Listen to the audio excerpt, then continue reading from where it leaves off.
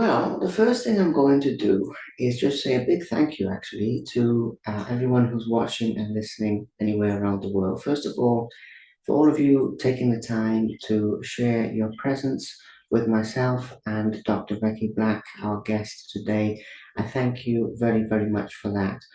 And I will also say, anyone seeing this for the first time, this is episode 462 of the Simply Inspired podcast, and Liam Hartery back with you. Please subscribe to the channel, guys, for a lot more inspiring content coming soon.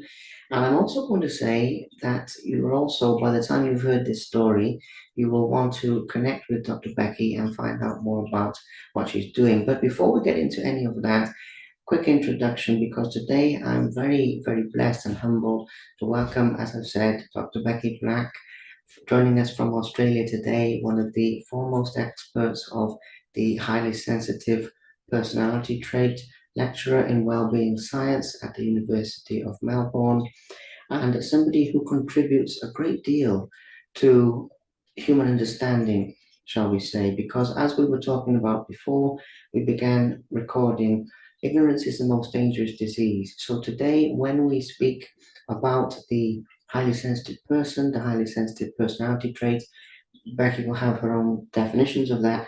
But when we speak about that concept today, what we're trying to do is just raise a little bit of awareness and just share the idea that maybe if you have some of these traits, if you know someone who does, if you deal with people on a regular basis, maybe we can deepen your understanding a little bit. And my hope is to deepen the compassion, empathy, understanding, everything that comes with applicable knowledge, basically.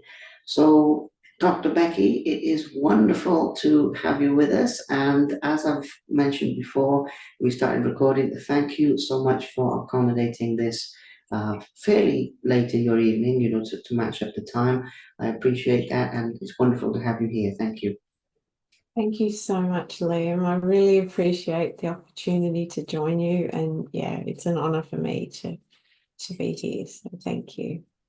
Well, likewise, likewise. I mean, it's very much an honor for us both. And as I mentioned as well, I've been doing these a long time, but I don't always speak to people where I have that personal connection with the subject to this degree. So that's also actually a nice change for me. Certainly very interesting, and that's certainly something I think a lot of people will relate with. So we will talk about the broad topics of highly sensitive personality traits, all of these things.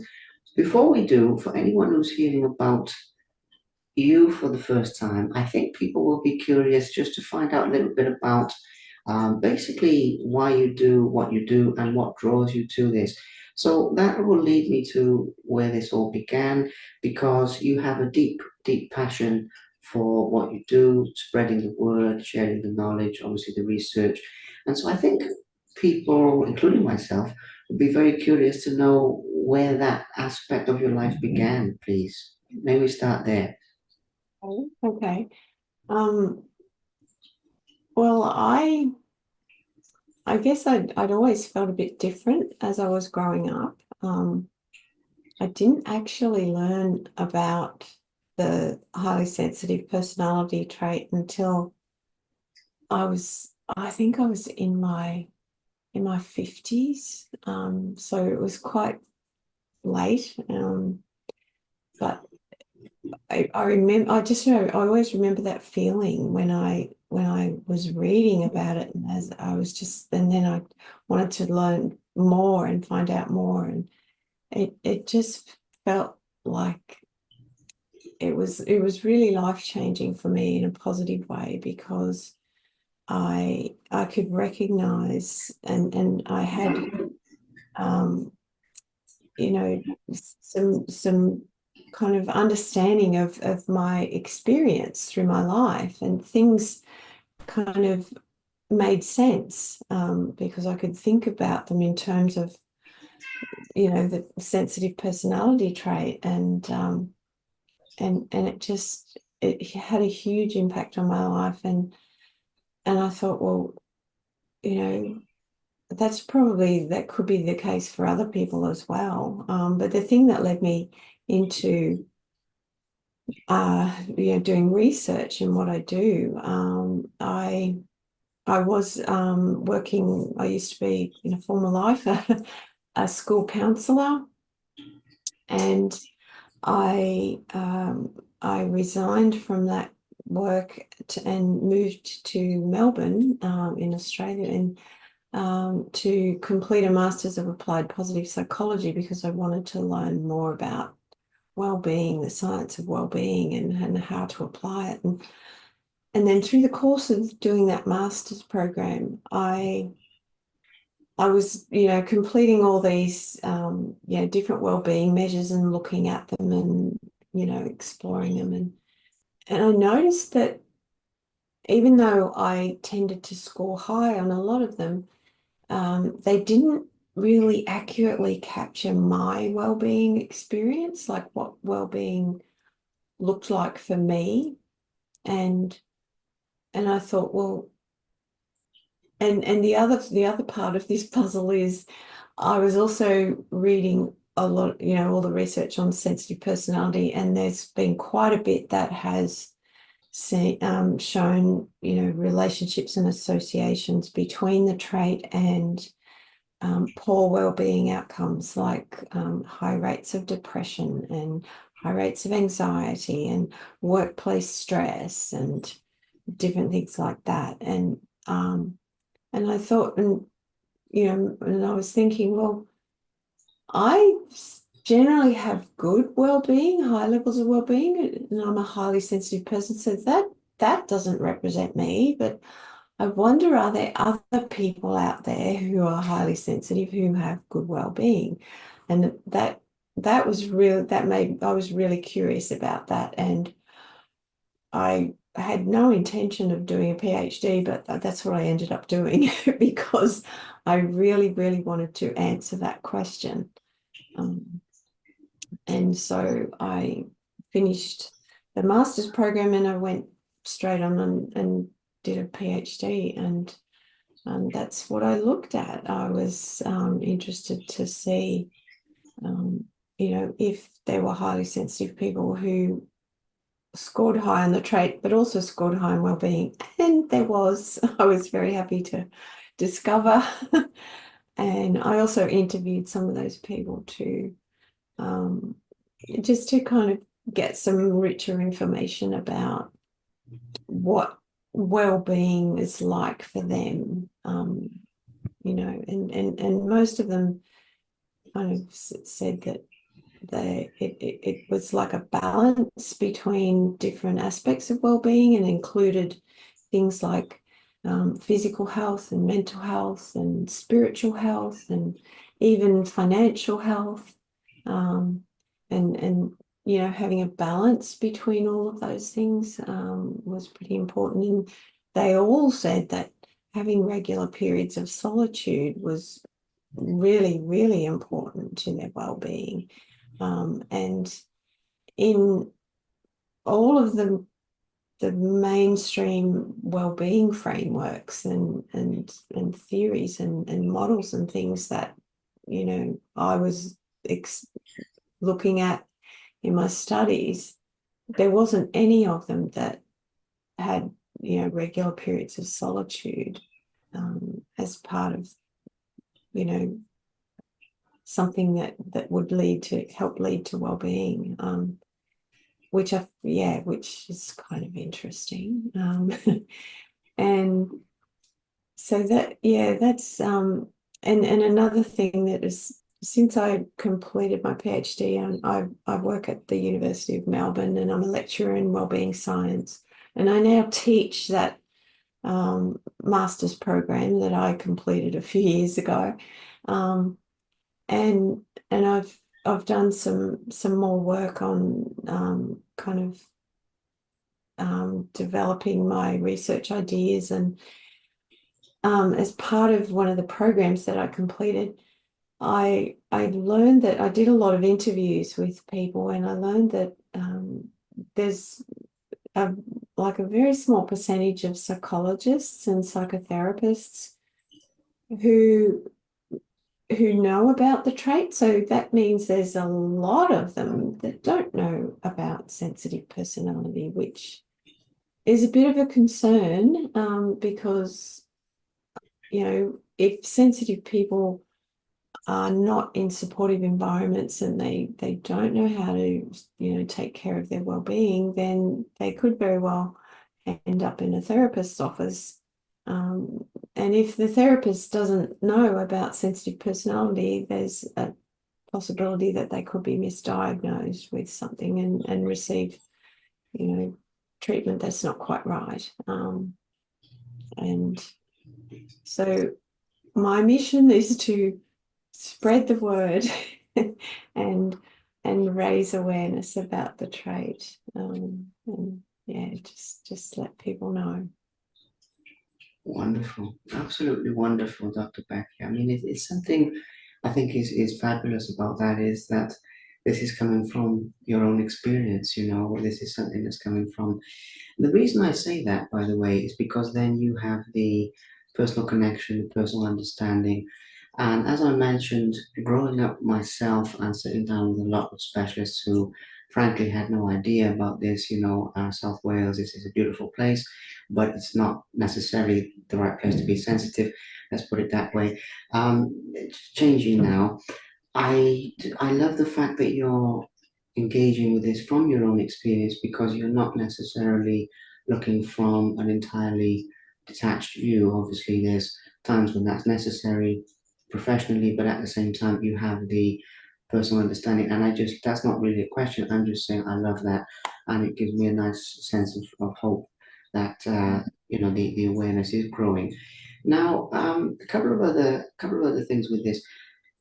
I'd like to come back to the misdiagnosis aspect shortly, but before we do, for people who are hearing about this for the first time, for people who suspect that they may have this highly sensitive trait, but they're not sure, and I do think there'll be a lot of people, if people know for a fact that they've got it, then we'll have some topics for them as well. But just starting off with the people who are not sure, can we just go back to basics for a moment for anyone who's not clear on this and explain what it actually means to be a highly sensitive person, to have a highly sensitive personality trait, just so that we can fill in the blanks there and we can build from that foundation up. I appreciate you starting with your journey, by the way, Dr. Becky, because I suspected you may have the personal experiences, but I wasn't sure until we sat down. And then when we sat down and started talking, I thought, oh, definitely, this comes from a personal place. But anyway, sorry to ramble there. My question, yes, what does it mean to be highly sensitive in simple terms, please? Thank you. So the trait is characterized by four main there's four main characteristics, but the most recent research is really pointing to the depth of processing that occurs in the brain. So there's been a series of functional MRI studies done that are able to kind of take pictures of people's brains when they're exposed to different stimuli, and we know that when highly sensitive people are exposed to different stimuli, there's more areas of their brain are kind of active and talking to each other, for want of a better term. And they say lit up, but they don't actually light up, but there's more parts of their brain are active. And that we're coming to understand more that is kind of the central aspect of the trait. And then these other characteristics, because all of that extra processing is happening in the brain, that can lead to people feeling overstimulated. Like everyone has a saturation point, where there's so much noise and light and smells and just so much input that we can take in. highly sensitive people, because of all that extra processing that's going on, they will reach that saturation point or that limit more quickly than someone who's low on sensitivity. And so then they just feel like they need to, kind of withdraw. They might be fine for a period of time, like in a busy shopping center. Then suddenly it feels like they've hit a wall and they've just had enough, and they need to go home. They can't take any more peopleness and noise and whatever. So there's the depth of processing in the brain. There's the overstimulation that happens. They tend to notice subtle things in the environment that perhaps other people might not. They might notice, visually. They might notice, something might be in a different place, or they notice if someone's had a haircut, or they've had a slightly different hairstyle, and just little things like that. It can even be like very subtle smells, scents. Um, and I've had a few people say to me, yes, that happens to me. I can smell things, and I say to my partner, can you smell that? And they can't. And then then they question themselves, well, am I imagining it? But that's part of their sensitivity. And then, yeah, other people, might be more sensitive to sounds or noise or light or whatever it is. And so they tend to notice those subtle things in the environment, and then all of that information gets processed more deeply, like everything. And that's all happening even when we're not aware of it. And then the other kind of key kind of aspect of the trait is they tend to have strong emotional responses, like they'll feel things deeply, and a lot of them tend to have a lot of empathy. They can empathize very easily with other people, and it's just something that they don't even have to think about doing.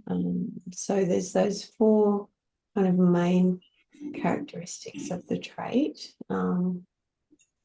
And yeah, but like I said, we're coming to understand through, the research that's being done, that probably the key aspect of the trait is the deep cognitive processing, and that kind of interacts and leads to, and the other things. But it makes sense, makes a lot of sense.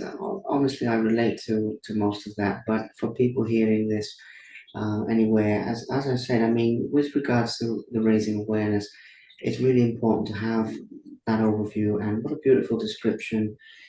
So thank you very, very much for that, Dr. Becky, because it does clarify this, because we are coming into the awareness of this as a society, and different countries at different levels, I think, but the awareness is growing.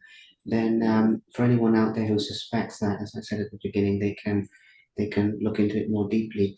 Now, one of the things that I feel quite strongly about, but also quite fascinated by, is what you said earlier, where you said when you were growing up, you felt a bit different, and then later on, when you found out about the traits, things clicked into place, and so forth. And obviously, the trait has a lot of positives as well, in my view, as long as you use the right coping strategies. But for people who've had these kinds of things, misdiagnoses and misunderstanding, including the more subjective element of the effect that can have on self-esteem. So in other words, I've spoken with a lot of people who they've been around different specialists and they're looking at, well, is it this and is it this and is it this, and they can't really find it, and so then the negative effect that has on, well, okay, what's wrong with me then, kind of thing. And obviously, as the understanding of this trait grows, hopefully that will change and people won't have to go through that. But even though this one is more emotive and it's a little bit more sort of right brain and left brain, if you like, is a little bit more heart orientated, I'm curious to get what your advice would be for those people who are finding out a little bit later, and especially if there's a type of, I don't know if damage is too strong of a word, but if they've had adverse experiences on the journey to finding out who they really are, if that makes sense. And I'm curious that, because if someone gets to grips with this at quite a young age, it's sort of has one trajectory. But if people have been around the houses trying to find out what's going on, there's a lot that comes with that they also need to heal, as well as having the trait. So if it makes sense where I'm going with this one, I'd like to get your thoughts on that topic as well, because there will be people listening to this who at a later stage in life are thinking, oh, it's me. But then obviously there's everything that's gone before, if Gone. that makes sense. Yeah. Um, I I mean, like personally, I have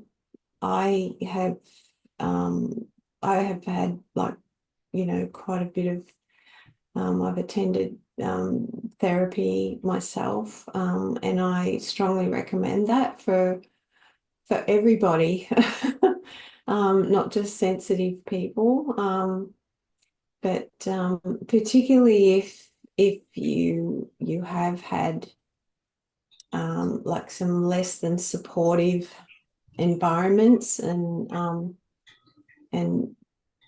it is quite possible that people might have had a little bit of a rough journey, um, feeling like they were different, or like you said, they might have been, seeking answers and not finding anything that felt quite right, or seemed to answer their questions. And I I strongly recommend, yeah, some therapy. And there are definitely are therapists who are aware of the sensitive personality trait, and they, um, so they're very open to, um, obviously they've learned a bit about the trait themselves, or they could even be highly sensitive themselves. And so they're, if you go to someone like that, you're not going to get, you know, misdiagnosed with something. And I'm trying to remember, I think on Elaine Aron's website, she's the researcher, and psychologist who first actually did the first series of studies about the trait and published that research and identified the trait in, so that was published in 1997, and she did, she was a psychotherapist herself, and has quite a lot of years and years of clinical experience, and she's written quite a few books, and which are informed by research. So the information that she shares is very reliable, and it's high quality. I always recommend that people visit her website. And there's another one that's curated, it's put together by sensitivity researchers. And I'll give you the links for those, and you can share them with people. And yeah, so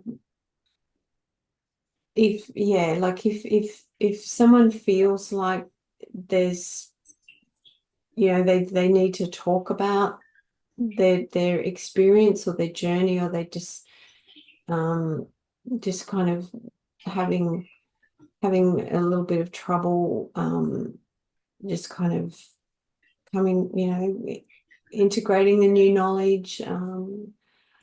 Like I said, I would strongly suggest, so, just seeing a therapist. And as I said, there are some very good therapists that are aware of the sensitive personality trait, which is really heartening to know.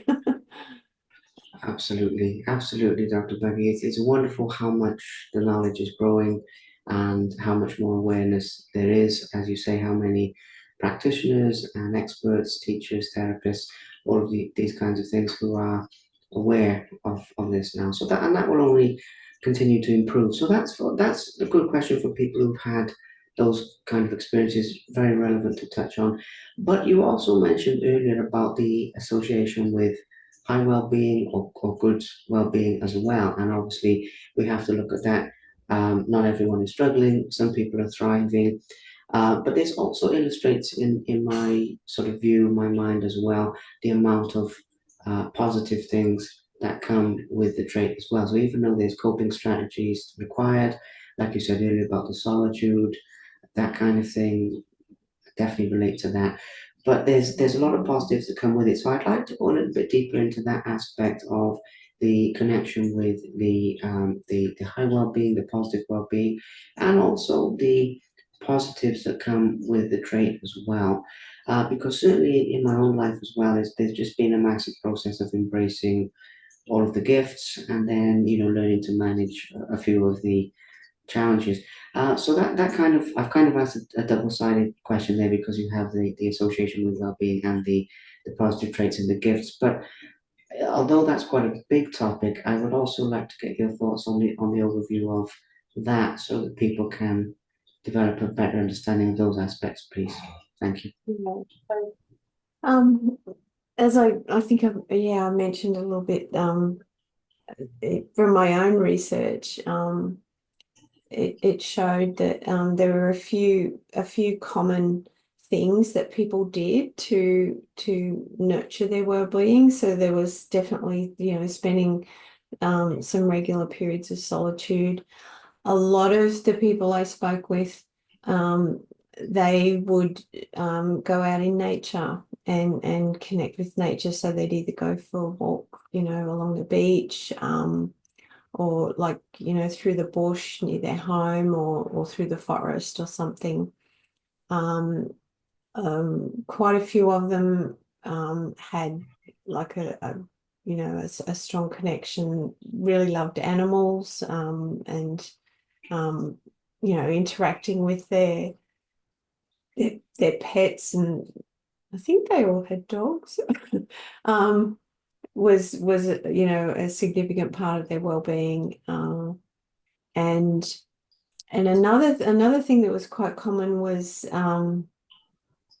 that they tended to only have like a very small group of close friends. Like instead of having like loads and loads of acquaintances, and when they would meet up with friends, their preference would be to just meet up one-on-one, and then they can have those really rich, deep conversations, and that seems to be a fairly common thing. But yeah, relationships are important for everyone's well-being. But just I guess the flavor of relationships for highly sensitive people tend to be a little bit different. Having said that, though, there are some highly sensitive people. There's about 30% um, tend to score high on extroversion. So they've they have, and I did interview some of those, they have an interesting kind of tension between their highly sensitive personality, which can easily, get overstimulated, and their extroversion, which pushes them, wants them to, they've got this drive to be with people and be out in the world and be social. um but it was really important for them to find a balance between those two that worked for them. Of course, everyone's, a little bit different, but yeah, and they had just worked out themselves that they'd go out quite a few nights a week, but then they would realize, look, I just need to have a quiet night at home, and so they would beg off a social engagement. Whereas I think for more introverted people, I'm one of those. It's very easy for me to just spend time at home on my own, and not, or even, with my partner, but not talk very much. We don't have to have loads and loads of conversation. I think that's a fairly common experience for people. But I'm just trying to think what else. And another thing that was common amongst them was having some kind of, they'd all kind of developed like their emotion regulation skills, and they'd all been to therapy. They'd all had experiences of depression or anxiety in the past, and going to therapy had helped them learn, develop their emotion regulation skills, which they all found that was, and they use those on a daily basis. So that's very helpful. And they all had some kind of, I guess, mindfulness kind of activity, and it wasn't always just meditating, but for some of them, they, you know, being out in nature, walking on their own, or just walking with their dogs, that was a mindful experience for them, just kind of immersing themselves in that space. And for some it was like Tai Chi, um, and for some they did enjoy sitting and meditating. Yeah, so they're just some kind of mindfulness practice seemed to be a common thing that people did.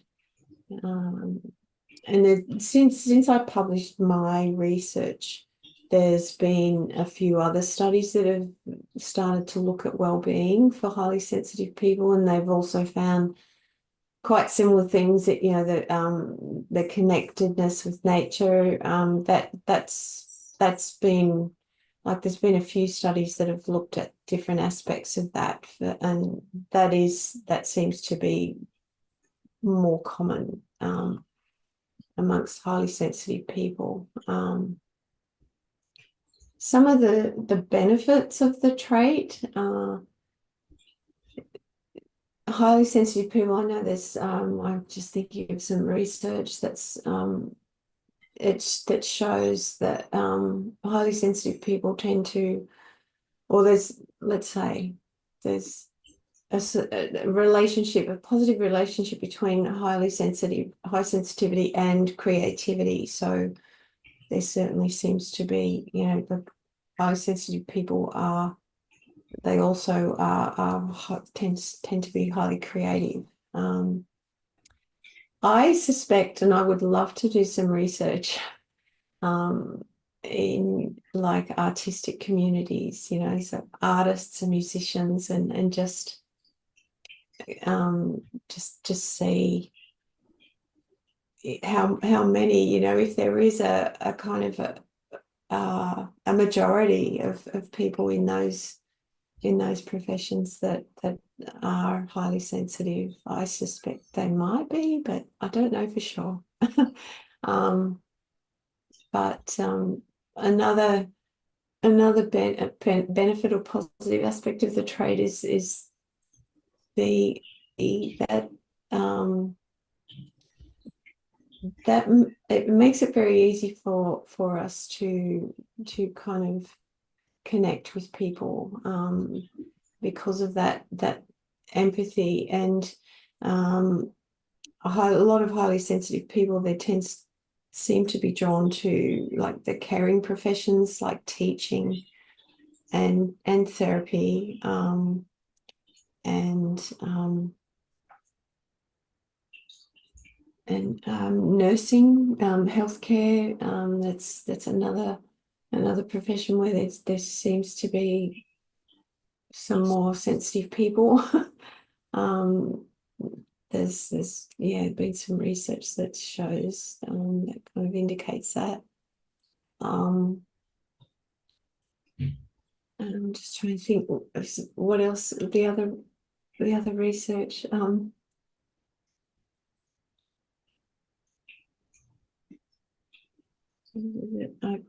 It's just gone out of my head for the moment. I'm sorry.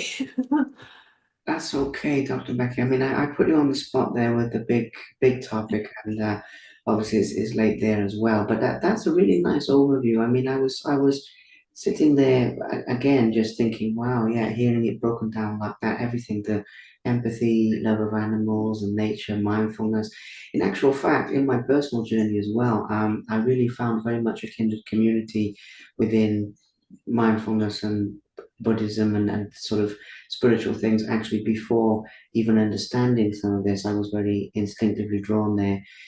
What you said about the artistic community, though, that would be fascinating because thinking about it, having, even if you just read great literature or you watch great movies or you follow some of these creative things, there's obviously a sensitive thread that sort of runs through that. But I can also say, due to my former life in photojournalism and photography media, which is obviously sort of creative thing, and having worked with a lot of people in music and acting and things like that, I would say definitely in high numbers, I've definitely noticed a pattern there where there seems to be a high percentage drawn into that. Obviously, what that percentage is, I don't know. It would need more formal research, but I've definitely noticed, and back in the UK, a lot of friends I had, a lot of people I worked with, would always have some type of creative Mm, aspect, and even with myself doing something like this and having creating a conversation, if you like, in a certain from a certain perspective. I find that always comes out in the wash somewhere along the line. So that would be really interesting. And when you've done some more research on that, let me know because we can do a part two. We can do a part two, and we can talk. We can give a little mention to the findings of that. So I think that's a wonderful, wonderful, wonderful description. And I also like the authenticity that you've mentioned of people finding strategies that work for them. So there's a lot of little things as well where something like with myself, being fussy about clothing and about the sensitivity of how things feel, and then turning that into a sort of sense of style that people recognize about me, for example. It might seem very trivial, but at the same time, it's still a coping strategy. So I do feel that the more self-awareness we have, the more we come into this, and people with the trait can really flourish in that element. So even though you mentioned about introversion and being sort of quieter and things, you obviously have a very good connection with people. I mean, we've sat down today, and I really feel that sort of warmth and friendliness and the empathy, from yourself to mm, me. So it's definitely a case of that. Now, as we come to the latter part of this talk, because it's late there, the awareness of this has grown a lot. I mean, you mentioned earlier about some of the first literature on this being published 1997. Um, the year I was born. So there we are. They didn't even know at the time. No wonder it's been a bumpy ride. So that makes a lot of sense. But the awareness is so much better now than it was then. I'd like to basically map that forward. I mean, again, I know this is quite a big topic, but if we were having this conversation, 5 or 10 years from now, I'd be curious of where you would like to see the mm, awareness of the highly sensitive trait partly on a global scale or at least on a national scale there in Australia. And this again, it kind of has two sides because I kind of have like where you'd like to take your work a little bit forward in the future, but also where you see the global and societal awareness going in a sort of forward motion. Obviously, you're a big part of that. There's a lot of other people doing great work with it as well, and the awareness really is growing. So, although that's quite a big topic, I'd be fascinated to see, where you think this will be in a few years' time, if that makes sense. I I mean, I would love to see to see us in a place where all the teachers like the okay, let's start at the beginning. Parents know about the trait. Mm, They understand their own sensitivity. They understand because it is almost like I think it's about 48% genetic, um, the trait. So chances are, they'll have a child or children, if they have children, who is highly sensitive as well. So they'll have that understanding, for themselves and for their children, and um, and create that supportive environment for them, because the research shows us that when highly sensitive people, children, are in a supportive environment, or one that is kind of understanding and accepting, and allows them to be who they are, their sensitive self, then they will do much better than a child who's low on sensitivity but in a similarly supportive environment. But the flip side of that coin is that if a sensitive child is in a less than supportive environment, or they experience trauma, then they will do much worse than a child who is less sensitive. Um, but it's not all doom and gloom, because that that trauma can always be repaired with um, good quality therapy. And hang on, I think I've gone off on a little bit of a tangent. So I would start with parents, um, and so then the children would grow up knowing. um, Schools, like teachers, schools, because even it'd be beneficial, for teachers to know, because there's a lot of teachers who are highly sensitive. And when you think, 1 in 4 people score high on this trait, you think about a classroom full of 28 or 30 children. You're going to have at least 2, 3, maybe 4 highly sensitive young people in that room. So we are a minority, but we're a significant minority, I think. So teachers, definitely, I want, like, my ideal world would be one where psychologists and psychotherapists know about the trait, so that if there are any issues, or if they have that understanding, and could even help educate and uh, help people find more information, and even in workplaces, there's it can be, I think, highly sensitive people can find sometimes it can be quite challenging to work in certain workplaces, that and I think maybe that's why, I don't know what the percentages are, but I think perhaps a lot of sensitive people tend to try and find some way of working independently, or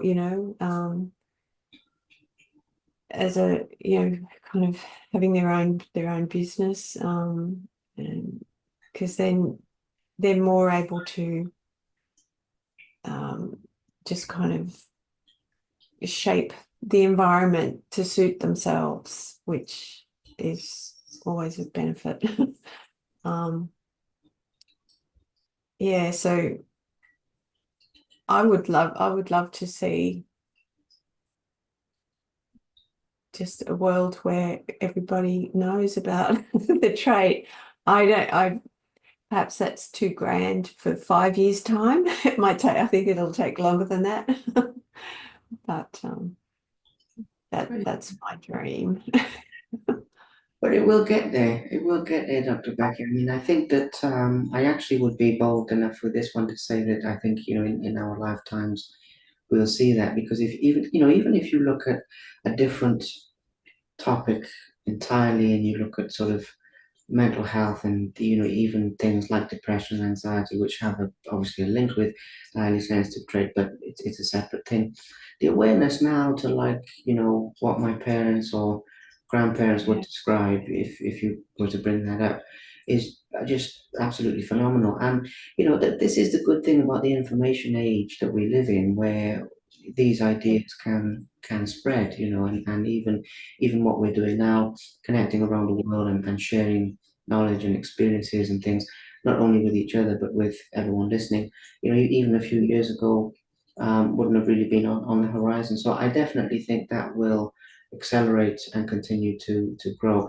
My last question as well, and then I'll let you go because of the time there, and we've covered some fantastic overview topics. My last question, just as a little personal one for you. I mean, when you assess your personal impact on this topic, in the sense that you've helped to raise awareness, you've got the article published, people are reaching out to you from around the world, and you're contributing to, shall I say, people's healing, helping people to thrive and be their best selves, if you like, through this work that you do. And even though we're talking about this from partially from an academic perspective, obviously it has a very, very human focus, and it's just wonderful. How do you feel when you see your own impact on, helping somebody to be their best selves, encouraging them to, lean into their sensitive traits and, embrace them? Because I went through a time where I tried to lean away from it as well. I mean, I think a lot of people go through that. And also the fact that, you are contributing so much to the awareness, in the fact that around the world, I mean, look at this, we're on different sides of the globe, but I've heard of your work and what you're doing. So there's the fact that, you're famous now, and you're sharing this knowledge everywhere. I mean, these kinds of things, just in terms of the positive contribution that you're making and how you measure that. A very heart-centered question to finish out with. I mean, the whole talk has been actually, but just to close out with that, how do you feel when you see your role in these positive changes happening personally, if that makes sense, because Um,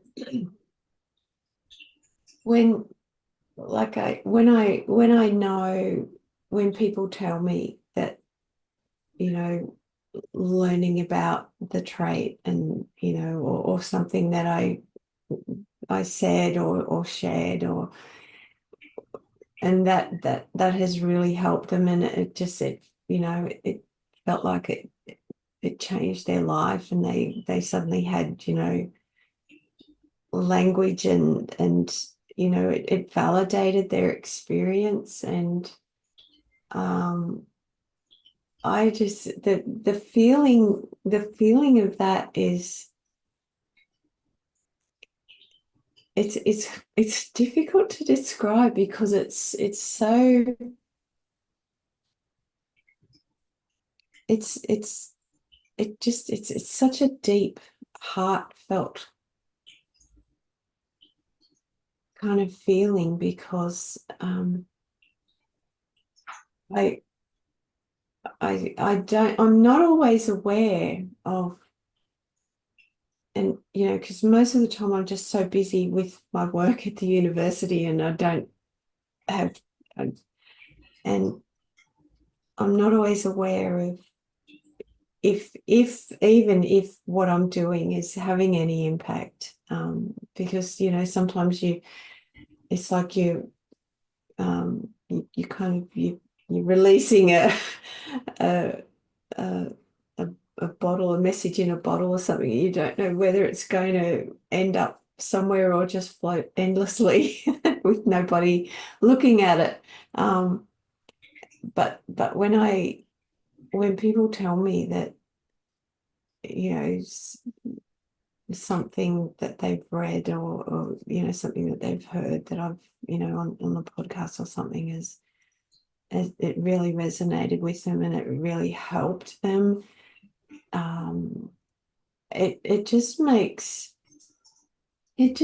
everything that I do worthwhile. It's